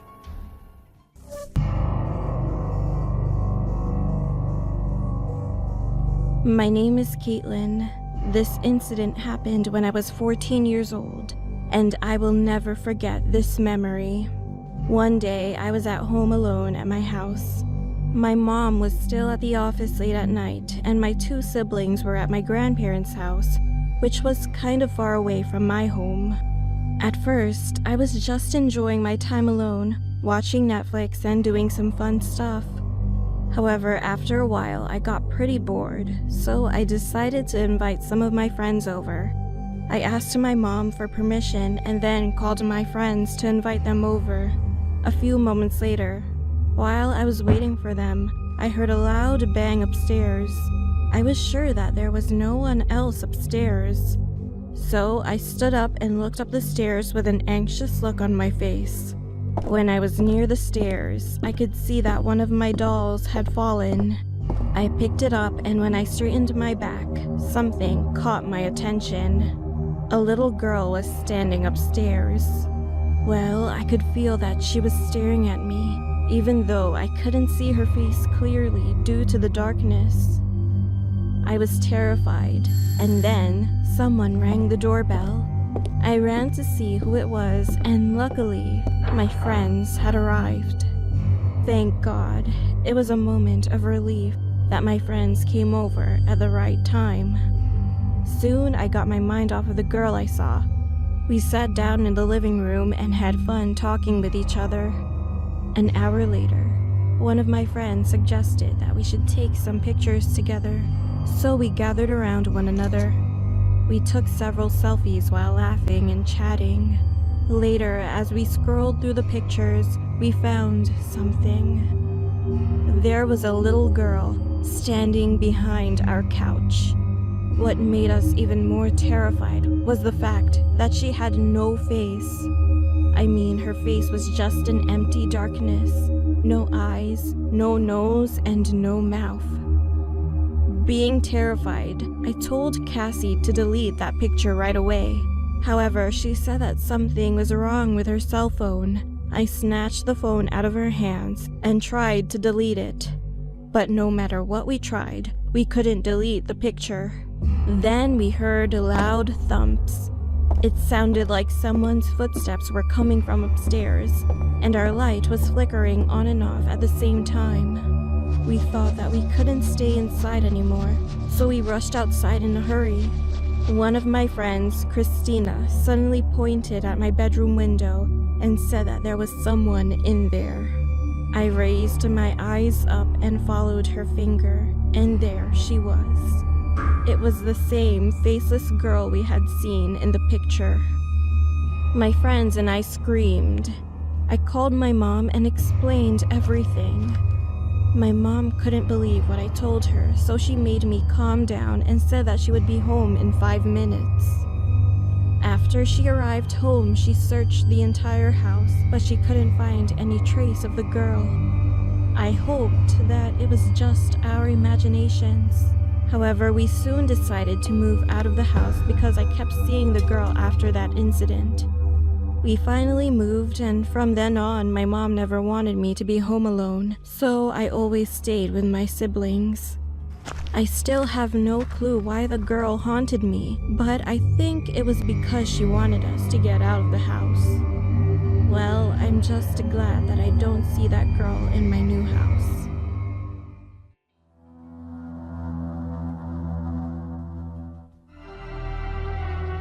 One evening, I was looking for an internet cafe because I needed to send a few emails. I spotted one in an old building. The sign said it was on the 6th floor. When I walked through the entrance, there was a dark hallway that led to a small elevator. I pressed the call button, and when the doors opened, I stepped inside. In a lot of Asian countries, many buildings do not have a 4th floor. The number 4 is considered bad luck because the word 4 sounds almost the same as the word for death. When it stopped and the doors opened, I was about to step out when I realized that something was wrong. The hallway was in total darkness. By the light emanting from the elevator, I could make out a random piece of furniture covered with white cloth. It looked like it hadn't been touched in years. I thought I might have gotten off on the wrong floor, so I checked the buttons, but none of them were lit up. There was nothing to indicate which floor I was on. Just then, I noticed something moving at the end of the darkened hallway. I couldn't quite make out what it was, but it looked like a person dressed in some type of gown. The figure was moving slowly down the hallway towards the elevator. It creeped me out, and in a panic, I started pressing the closed door button. All of a sudden, the light in the elevator flickered and turned off. I was plunged into the pitch darkness. I was so freaked out I almost wet myself. Just as I was about to lose it completely, the lights flickered back on. The doors closed. The elevator jolted back to life and began to ascend again. I breathed a sigh of relief. When the doors opened this time, I was at the internet cafe. I went over to the counter and told the girl who worked there and what had happened. As she listened, her face grew pale. She said that some of the customers and a few of her co-workers had experienced the same thing. She had never experienced anything herself, but she told me about the history of the building. Apparently, the 4th floor had been a hair salon at one time. It was prospering and doing pretty good until one of the women who worked there killed herself in the salon. Nobody knew the reason why. The salon continued to operate, but they were plagued by weird and inexplainable events. Sometimes when customers were having their hair washed, the water would turn as red as blood. Other people claimed that when they looked in the mirror, they would catch glimpses of a ghostly figure standing behind them. When they turned around, there would be no one there. Because of these events, the salon developed a bad reputation and began to lose customers. Eventually, they were forced to close down. The building's owner tried to rent the 4th floor out to other businesses, but when they found out what had happened, nobody would take it. Finally, the owner reduced the price to nearly nothing, and it was rented by a businessman who planned to open a stationery supply store. However, when they tried to do some renovations on the floor, there was a series of mysterious accidents. The workmen's tools would sometimes disappear, only to be found in strange places. A large mirror suddenly shattered when nobody was near it, and the workman had his hand crushed when the elevator closed unexpectedly. Eventually, the workmen were so spooked that they refused to continue. The building's owner gave up trying to rent the 4th floor out and just shut it down. He had the buttons in the elevator replaced, and it was reprogrammed that nobody could go on the 4th floor. At least that's what's supposed to happen. For some reason, when people took the elevator, it would sometimes stop on the 4th floor, and when the doors opened, some people would see a figure coming toward them in the darkness. I honestly still don't know what that was.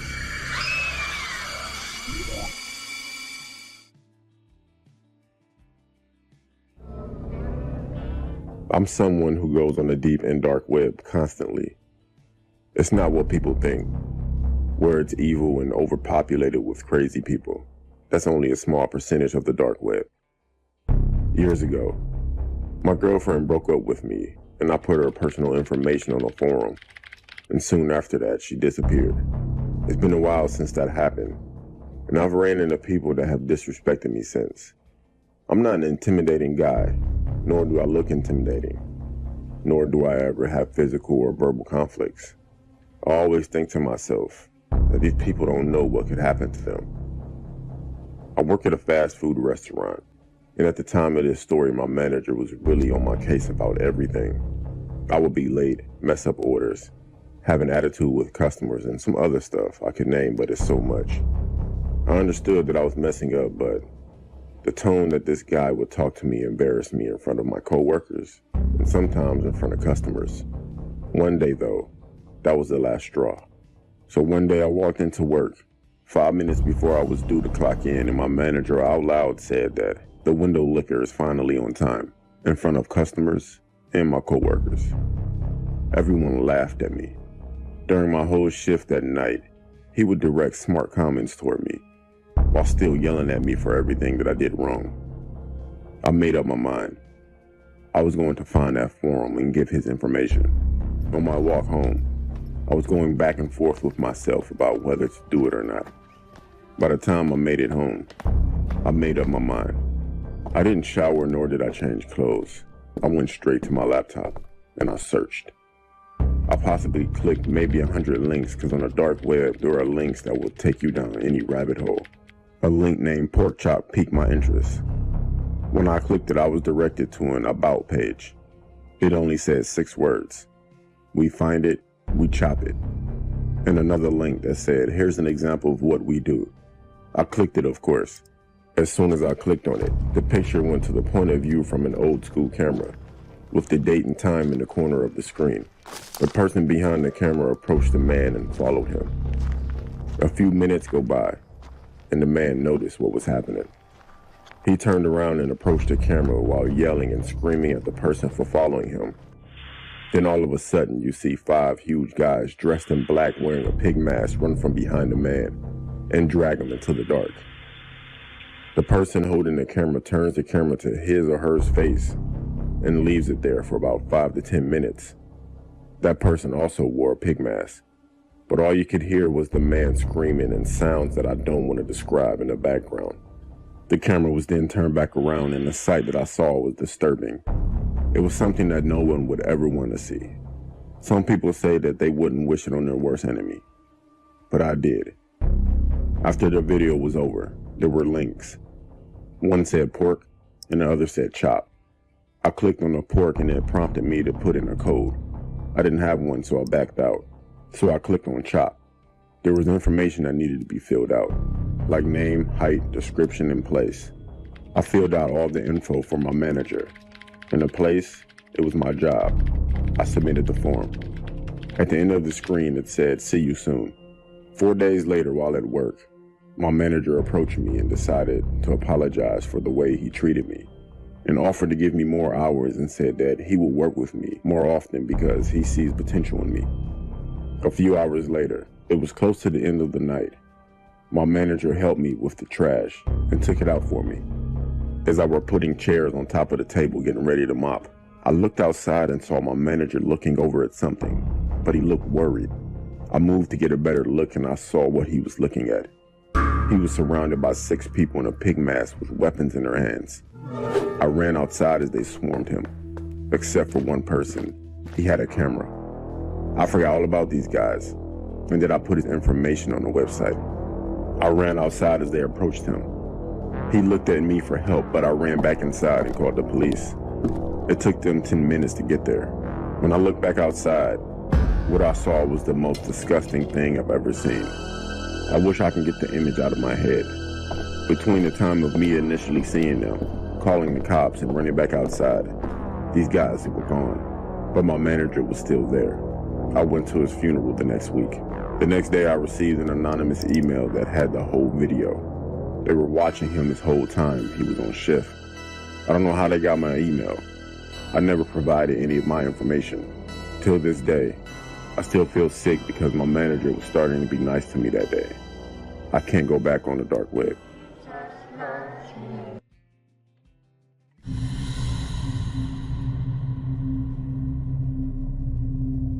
This happened to me when I was around 14 years old. I was at a sort of religious class located far from our main school building. I was drawing my cartoon characters, waiting for my teacher. However, an hour had passed and he didn't come. One of my classmates went out to see what was wrong, and it turned out that our teacher didn't arrive yet, so we had to wait a bit longer. After she told us that information, we continued waiting. I started drawing again until one of my friends, Aina, suddenly pulled on my sleeve and whispered, "Something is wrong with CT." I looked at CT, who was sitting at the back with the loud group. She wasn't saying anything or laughing. Well, it was quite weird seeing her like that, because she was the one who always talked a lot in that group. And then I saw that she was holding a small piece of black cardboard and a pocket knife. Since we had an art class that day, I thought that she might have been doing her homework at first, but I froze when I glanced at her the second time. She started carving something on the cardboard, and very aggressively. I couldn't see what she was carving, but she then woke up, went outside of the classroom, and stood there staring at something. Aina poked my shoulder, signaling that I should check out CT's cardboard. So I sneakily went to her seat to grab the piece of cardboard she left on the table and went back to my seat. As soon as we flipped the cardboard over, we got goosebumps all over our bodies. Something was written on it. The words meant, "We didn't disturb them, they disturb us," in our language. Aina and I looked at each other. When I got up to return the piece of cardboard, CT was already in her seat and stared at me with a scrutinizing look on her face. I sat down and slid the piece of cardboard under my desk. All of a sudden, I had the sudden urge to know what the heck was going on. So I got up and went towards her with Aina. "Hey Siti, how's it going?" I asked, but she didn't answer my question. Then I could hear Aina whispering the Lord's Prayer, and my fear alarm started buzzing again. Then Aina tried to talk to Siti, but for some reason, she suddenly shuddered. And I knew the reason. Siti started to mumble the exact words that she had carved onto the cardboard, but this time her voice changed. She sounded like a demon. Her voice was deeper and lower than a man's, and her eyes simultaneously started to turn white. Her mumbling was getting louder, and now she began to scream while shaking her whole body. Everybody in the class stood on their seats and watched what Siti was doing with fear. Before long, Siti suddenly stopped, dropped her face slowly down on the desk, and began to sleep. I quickly returned to my seat and tried to take out the cardboard, but it was not there. I searched all over the classroom, even inside of the bin, but it was gone. The next morning, I went to Siti and asked her what she was doing in class yesterday, and she replied, "Oh, I was sleeping during the whole class." "You sure?" I asked again, but she said yes, nodding her head. Was my friend possessed? Could it be real? And what she told me next made my face turn white and my heart drop. "Oh yeah, while I was sleeping yesterday, I was at some church, and I saw a very beautiful stained glass window with a nun. I wonder who that nun was, though."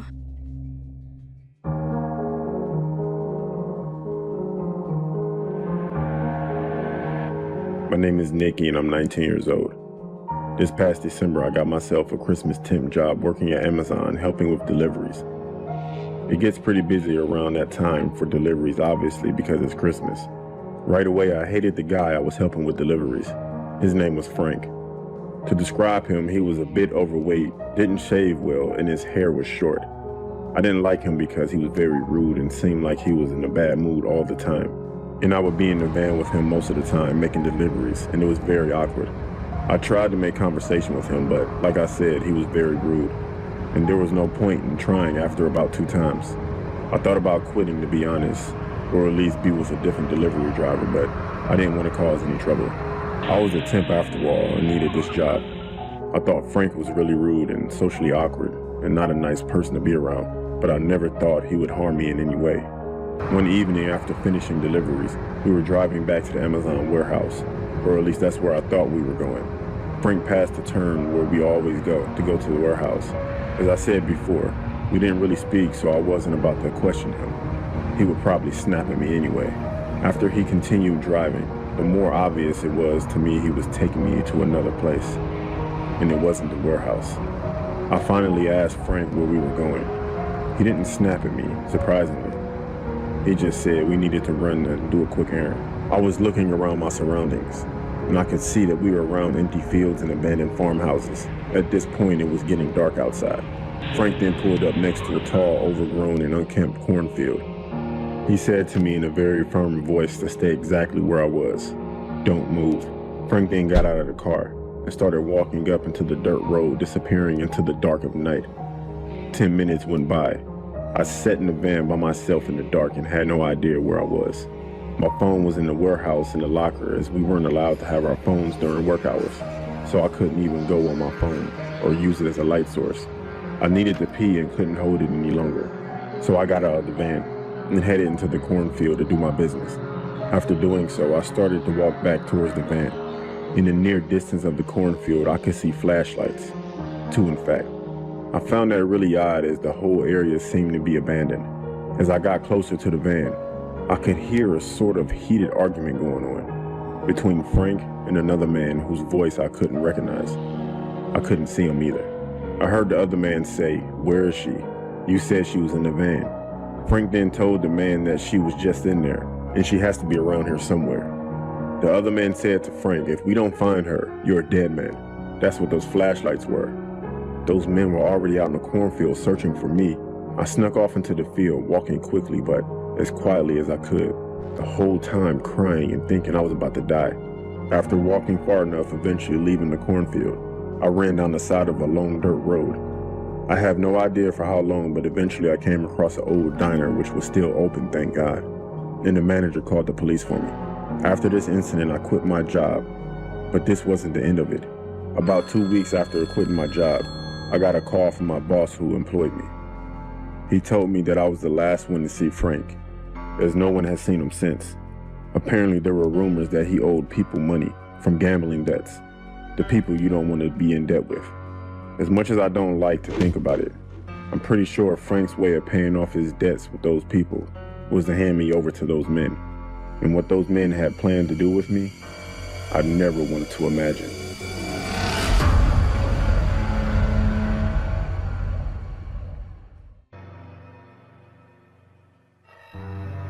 I'm in charge of sound editing and audio at one of the broadcasting stations, and this is what I experienced the other day. The inside of our editorial room used to get too dark and gloomy, especially at night, so there were a lot of people who said they saw ghosts there. After I joined this broadcasting station, I just laughed when I heard about it. Nah, who believes that? However, not long ago, I had to change my mind. The audio file and film would sometimes disappear every other day. Of course, I was scolded by my seniors because of it, so I worked until dawn to make up for my mistakes. The hallway in the editing room was pretty long, and there was a small warehouse inside the room on the far end of the hallway where the film was kept. Originally, only the people in charge could enter the room. However, for some reason, I kept hearing a squealing sound in the room that day. I guess someone's still working. While I was editing, I kept hearing that noise. Wondering who was inside, I got up from my seat, came out into the hallway, and opened the warehouse door slightly. And there was someone inside the room. A woman with disheveled hair was lying on the floor, attaching her stomach. She kept making grotesque sounds and crying. She was also frantically pulling out the tape from the film. The scariest part was the speed she was pulling the tape out. It didn't seem normal. It was abnormally fast, and her posture was she didn't just lie on her stomach. She didn't have a lower body. I ran away from the room screaming like crazy, and the next day I told my senior about this, and the senior who was listening quietly said this. After hearing it, I couldn't sleep at all. Maybe she was looking for the film she had appeared in. Well, let me tell you my story. I'm working as a police officer. I experienced something really incredible a while ago, but no one believed my story, so I'm here to tell you this. Not long ago, my team and I were dispatched on a mountain after receiving a report that there was a dead body there. While we were doing some research on the dead body, I went closer to it and started to check it out. It seemed like it hadn't been long since he died, and furthermore, his body's condition was really clean. I guess this man probably committed suicide. I was thinking that, but it was at that moment.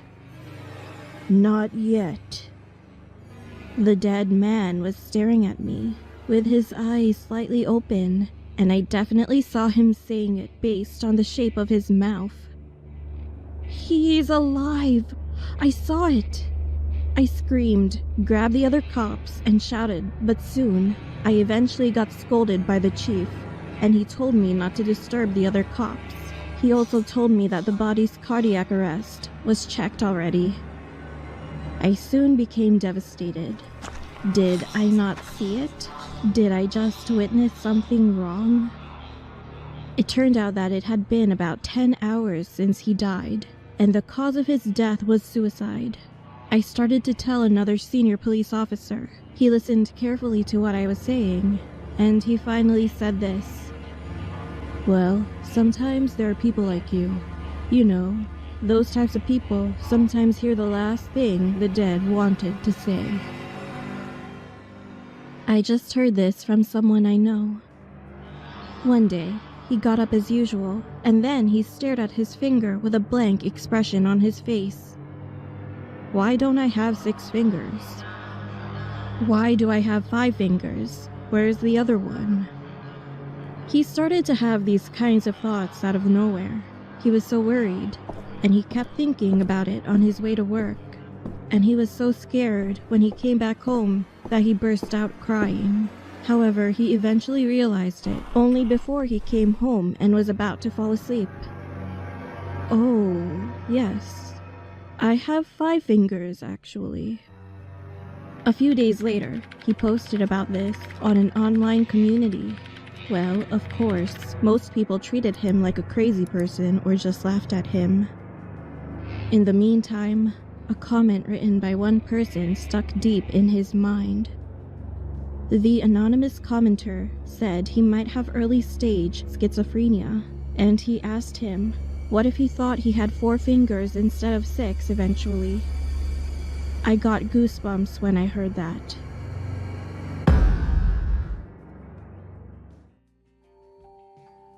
When I was in kindergarten, I lived in an apartment house of corridor access, and there lived a family of a friend who was always playing with me in the same apartment.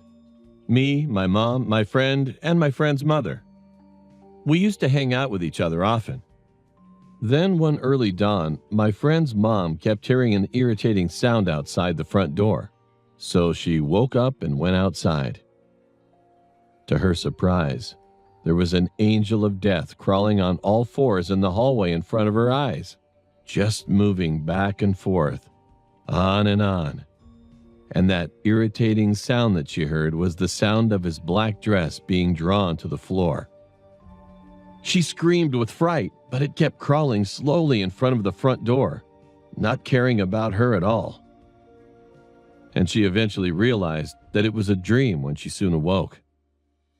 The next day, she, of course, got frightened and went to see the shaman lady with my mom. As soon as she told her own story, the lady said something with such a creepy, cold voice. "Your son will die soon, and there's no way to save him. You can't change the fate." She got more terrified with anger and got up from her seat hurriedly. But then the shaman said to my mom, "And your son will be safe." In the end, they had no choice but to just come back vacantly. A few days later, the 4 of us were on our way back from the market, as usual. By the time we reached the entrance of the apartment, my friend suddenly ran into the apartment first, saying he had to pee. And I saw the fruit truck parked in the corner of the apartment parking lot, so I ran over there and started to beg my mom to buy some fruit. As she was not about to buy me fruits at all, she just persuaded me to go home quickly. However, somehow I kept wanting those fruits so badly, so I tried not to go back home, standing in front of the truck. My friend, who already just went up to his house, stuck his head out from the railing in the hallway. Then he shouted loudly, saying that the house was locked. After seeing his mom take the key out of her bag, my friend came down again right away. And as soon as he ran towards the apartment entrance, it was the very moment. He was hit by a big van suddenly that rushed from the other side. I don't remember because I didn't see the very moment clearly, but it is said that his whole body flew away with a loud crash. And of course, he died instantly on the spot. I've been thinking so far that my friend had died because his mom had dreamed of the angel of death. But my mom later told me something shuddering. "Do you remember how high the corridor railing was then? It was just as high as an adult's chest." It still gives me goosebumps when I think of the moment when he got his head out of the railing.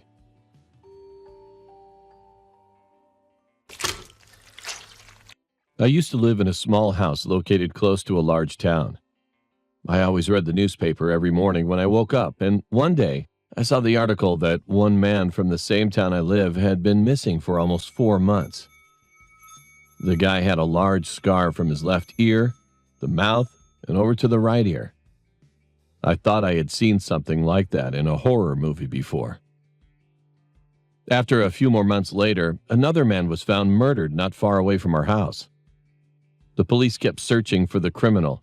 However, they could not find any evidence. I was paranoid about that incident, but soon I eventually forgot about it. About another month later, one night, I was about to sleep in my room. I was the only one who had a room downstairs at that time, and I used to sleep with my window open because I get hot often. That night, I fell asleep early. However, a loud noise from outside my window suddenly woke me up again. It sounded like someone threw a ball or something like that on the wall beside my window. My bed was right in front of the window, so between me and the window was pretty close to me. I couldn't see the outside as the black curtains were blinding the windows, but I could definitely see that there was something behind it. Suddenly, I heard a small dripping sound from the window to the floor. Being frightened, I slowly opened my cell phone and turned on the flashlight.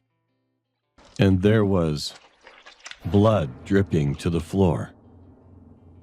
I immediately pulled the curtains open, and there was a knife stained with lots of blood on the windowsill. And there was someone outside. It was pretty dark so that I couldn't see his face clearly, but I could recognize those scars. It was the same man that was missing for months. He was standing there and just watching me with a blank stare. And I noticed that he had cut his scars open widely again with the knife.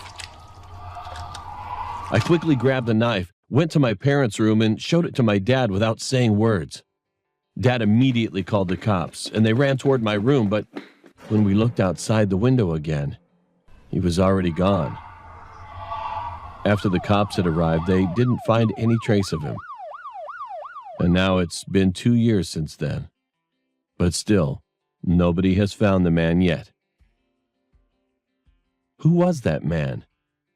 And why was he doing that outside my window without doing anything harmful to me? It remains still a mystery.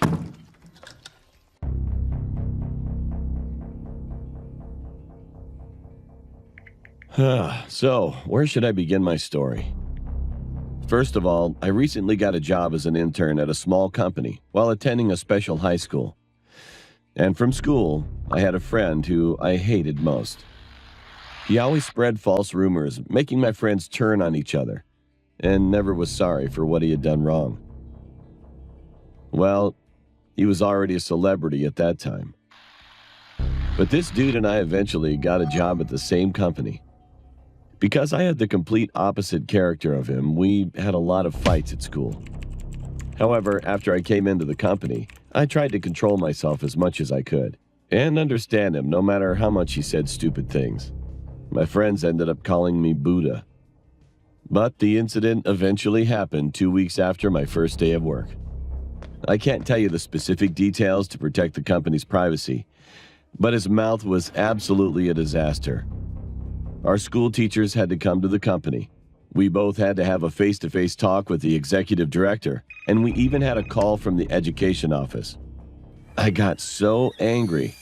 I couldn't bear this stupid situation anymore. I ran down to the first floor material storehouse, confirmed that there were no people, and spat out all kinds of curses calling out his name. Shit, I'm gonna blow off your head, you son of a... But it was the biggest mistake of my life. The warehouse used to be a place where people didn't come very often. But when I looked back casually, he was there. He was just staring at me. My heart was pounding, and I felt like my head all stopped. Holy crap. There was a bleak silence between us, and I could feel that awkwardness in my bones. But soon he just turned around and then went out of the warehouse. Feeling sorry, I thought he got hurt feelings, so I followed him. I called his name several times, but he never looked back and just walked down the hall. At first, I felt sorry, of course, but come to think of it, It was literally all his fault, and he had a responsibility to fix this problem. So why should I apologize to him while being ignored by him? All of a sudden, I started to be outraged at him. I stopped there and I screamed at his back. He suddenly stopped walking, and at that moment, I was like, oh shit. We're still working for the same company right now, and I can't make a mess of my plans in just 2 weeks. So I apologized to him to ease the mood by calling my friend's name again. Then he turned his head slowly, and I still can't forget that creepy memory until right this moment, writing about this incident. To tell the truth, I'm about to go crazy. His neck slowly turned toward me. And you can believe it or not, his body was standing still in the same position, but only his neck slowly began to turn. A loud crunch sounded in the hallway, as if his neck bone had broken. And I just watched it, blankly. He was staring at me with his mouth closed, and his neck turned slowly and slowly. As he turned his neck, the skin around his neck began to twist. And when he finally turned around for about a turn and a half, his skin tore with a tremendous sound. The blood rose like a fountain, and his neck dropped on the floor with a loud thump. Then his head rolled towards me and stopped at the tip of my foot. Looking down, I could see his head showing with all his teeth, and he was smiling brightly at me. When I saw that horrific head like a broken tomato, all the cells in my body were screaming to get away from there as soon as possible. It was someone's footsteps that broke the silence that seemed to last forever. And only then I screamed frantically. My colleagues told me later that they could hear my voice on the second floor. Well, I can't imagine how loud it was. Anyway, I could feel someone shaking my body violently not long after.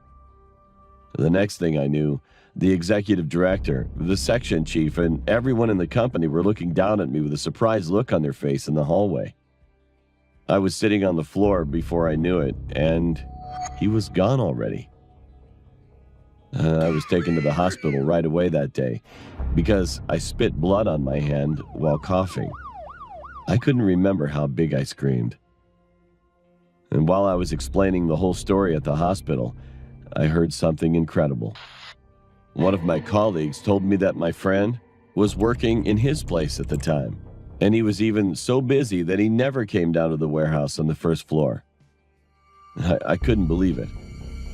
Eventually, I took a week off from work and got a psychiatric consultation.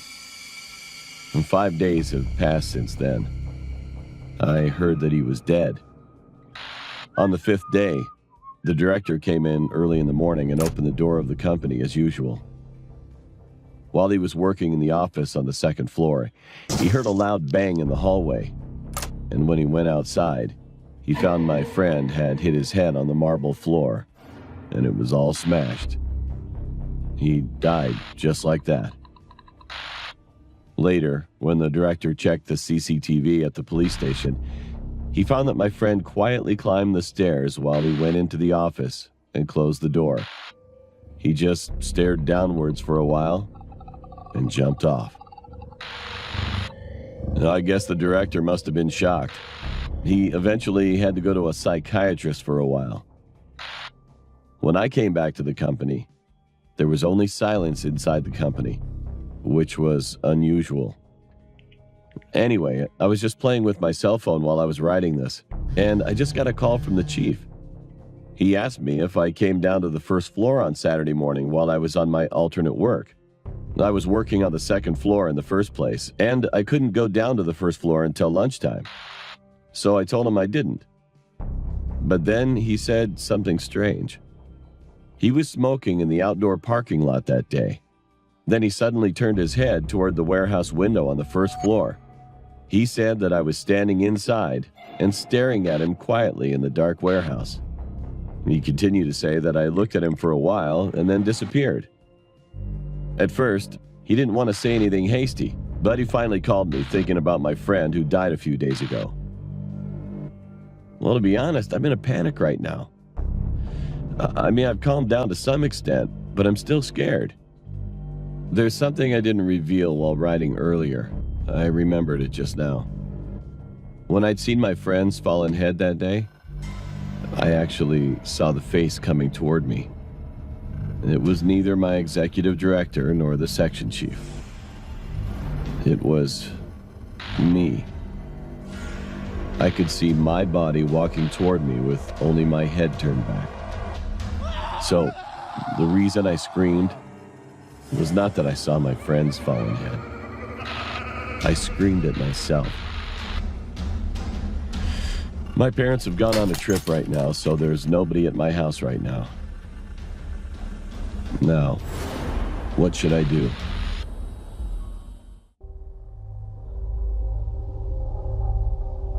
First, so I'm here to post about a dream that I've been having as of lately. I've been having the same dream, and the story is very simple. I am on my laptop at my desk, and my older sister is writing in her diary in her bed, and an extremely tall guy keeps trying to enter our room. He was literally so big that his chest touched the threshold, and I couldn't see his upper shoulder at all. My sister and I knew that he wouldn't be able to come in anyway, so we didn't care about anything and did our own things.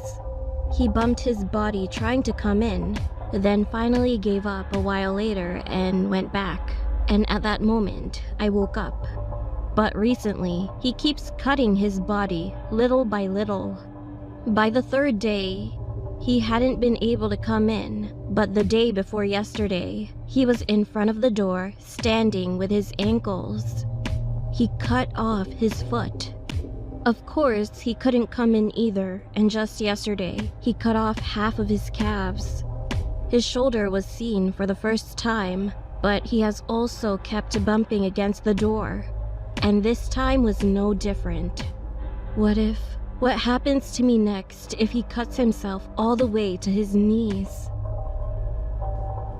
Second, it's me again, and I came back to post my recent experience. 2 days later, my worries became a reality.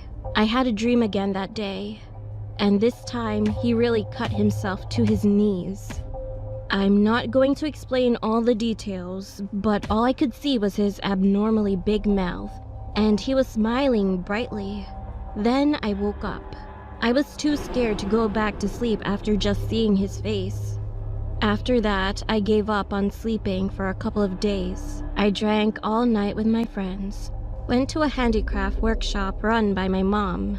I was playing on my cell phone for a while and napped for a while, lying down on my mom's lap when I felt too tired.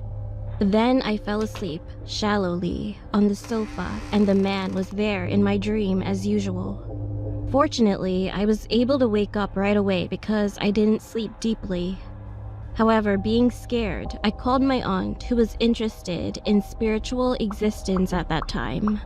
When I confessed that I was having a hard time because of this, she told me that she knew a shaman and asked me to go there with her. No one believed such a thing because my family were all sincere Christians. My aunt was also a Christian, but she took me to the shaman saying that the method would be much better than just praying. Well, I guess these poor little lambs must have been desperate. That day, when I went to see the shaman, she said this to us just as I went inside.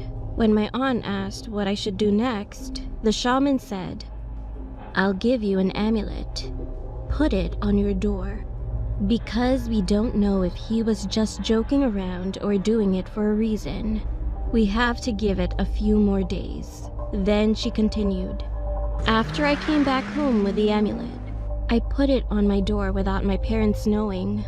I fell asleep in my room comfortably for the first time, and there was the man in my dream as I expected, but this time he wasn't standing, just sitting by the door and staring at me. I was inwardly admiring the effect of the amulets when I saw him like that. Just then, he began to imitate my dad's voice. "Lord, Please take care of my family and look after my lovely daughters as if they were your eyes. He said a prayer like that almost every day, and while laughing, the man just recited the exact same prayer with my dad. Tears flooded with fear, and whether he thought that it was funny to see me crying, he began to mimic the barking of my dog this time. It was just surprisingly the same. He would scratch the door and whine when I closed my door to study, and the man made the same sound, scratching his fingernails on the door. The next was the voice of my friend. The moment I heard his voice, I was so scared and creeped out. Eventually, I could wake up shortly afterwards while I was crying in my dream. I called my aunt right away, and we went back to the shaman again. And I think we have to raise our prayer to God and do some exorcism sooner or later. I have been awake since that day. Of course, I've been eating my meals normally, but I kept losing weight because of a lack of sleep. I was going crazy. I'm still terrified even when posting this right now. If anyone has experienced the same thing as me, please help me out. This is a story that my friend actually experienced. My friend had a habit of sleeping with both arms stretching over his head as if he were doing a hurrah. One day he was sleeping in that same position as usual. However, suddenly he couldn't move his body. There was a big window by his bedside, and because it was summer, he was sleeping with the windows wide open. All of a sudden, he could see a woman through the window. Her face looked kind of weird, as if she wasn't a human at all. The woman with a creepy face pulled my friend's arm violently. At that moment, he saw her mouth had almost ripped up to her ears. She gave the most horrifying loud laugh when she pulled his arm, and my friend who was struggling was soon released from his sleep paralysis. When I came to my senses, there was a thick bruise on both of my arms, with handprints, he said. I live in the countryside, and there was a pretty famous reservoir in our area. One evening, one of my father's friends drove me home in a car, and we were just passing through that area. All of a sudden, a woman softly walking into the reservoir caught my eye. I couldn't see her face, but she had black clothing covering it, and she just went into the reservoir in the blink of an eye. My dad's friend next to me also saw the figure, and at that moment, neither of us could say anything. Then he stepped on the gas like a crazy man. After arriving home, he made sure I went inside the house and even said to me to not forget to check the door before I go to bed. Not long after, the broadcasting authorities came to the reservoir with some famous celebrities to shoot some kind of TV program. And seeing those celebrities falling into the reservoir somehow made me sick. I have no idea if the person I had seen that day was a person or a ghost. But after that, there are always 4 people who die there every year. When I was young, there was an accident where one of my older sister's classmates slipped on ice while playing and died of a concussion. Her friend's name was Billy. A few years later, my mom suddenly brought up the story about Billy to my sister while we were staying at home. Hey, do you guys remember the kid who died of a concussion? Your friend, Billy? Then I heard someone abruptly knocking on our front door. The apartment where I lived had a hallway with several houses side by side, but the hallway was kind of old, so the sound of people walking around outside seemed very loud.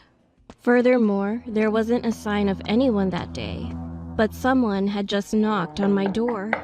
My mom, my sister, and I stood at the back without saying anything to each other, thinking something was wrong. The constant knocking continued, and my mom finally answered.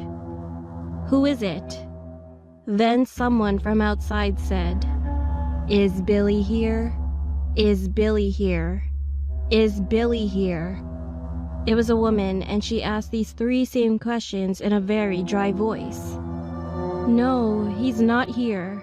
When my mom said it like this, it became quiet outside. And when I looked through the peephole, she was already gone. I couldn't even hear the sound of footsteps. To this day, I still wonder who she was.